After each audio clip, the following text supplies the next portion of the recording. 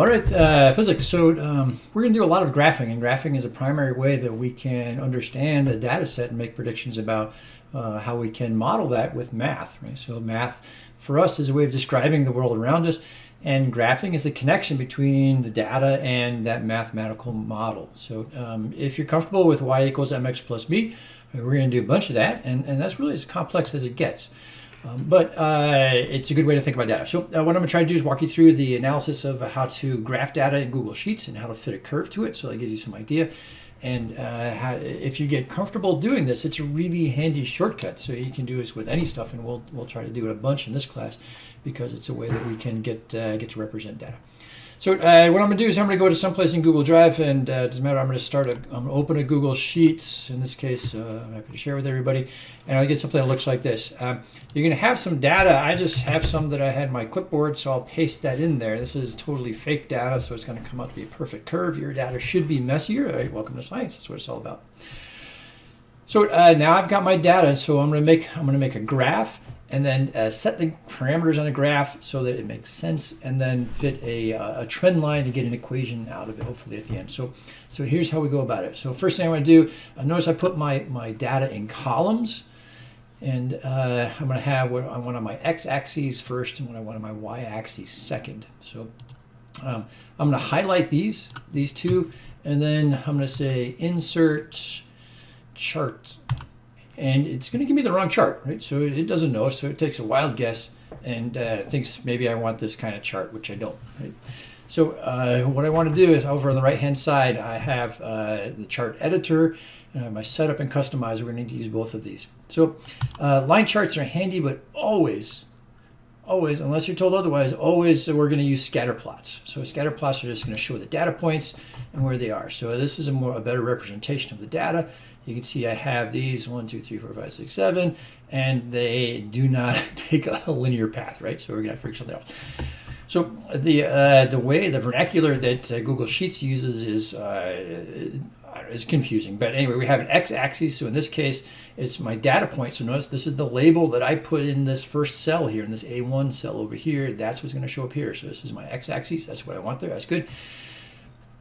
The word series really means y-axis, right? So what is it that we're going to plot on the y-axis? Well, in this case, I'm going to put the value, right? So this is the value is what I put here. So this is the label that I've put into this cell. I could change this. I'm going to change here, right? Isn't that nice?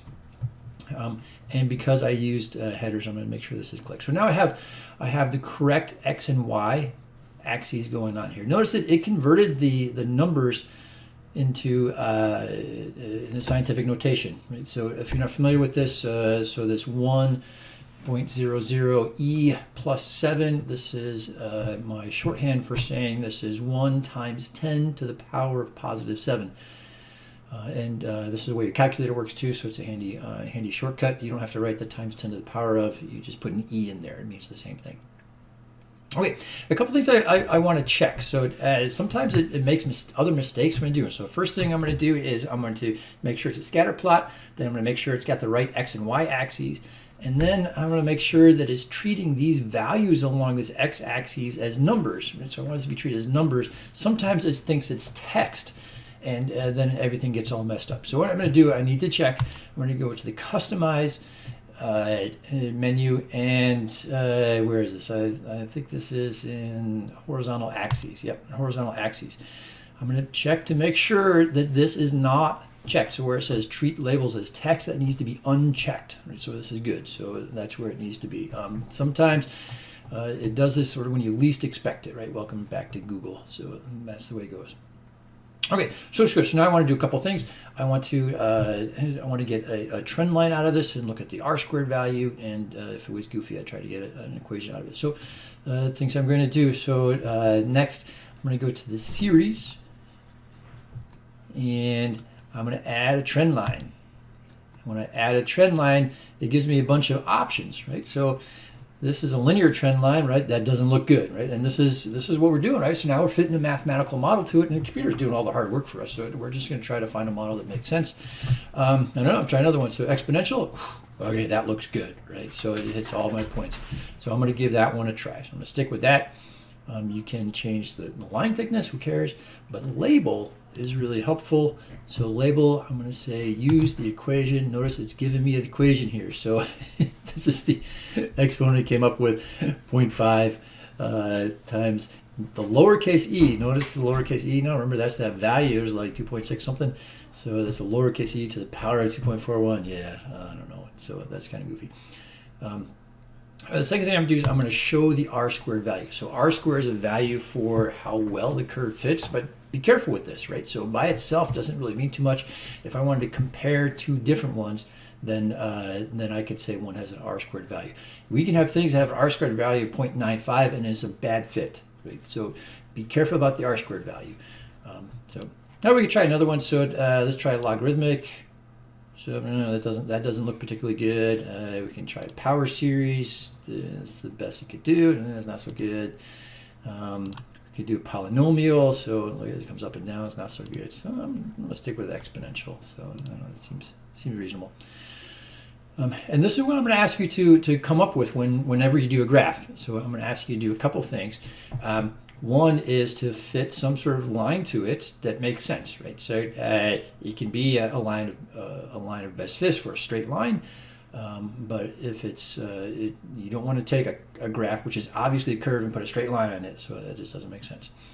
And then on that, I'm going to ask you to find the equation, which this will show for you, and show me. So I'm going to ask you to turn in. So for the last experiment, the home lab experiment, the circles, I'm going to ask you to turn in these examples. So make your graphs, get your data, put it into the sheets, make your graph, and show me how it fits. And I want to see this equation. I want to see this equation that shows the mathematical model, right? And that's what we're going to do, right? So welcome to physics. This is what we do. So we have something that we can observe. In this case, you're looking at circles. We measure something, right? And we find, well, what's the relationship between these?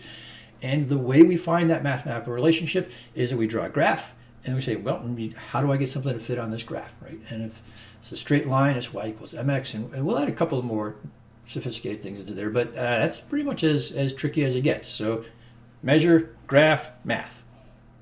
Maybe we'll do the reverse. We'll see. Talk to you soon. Bye.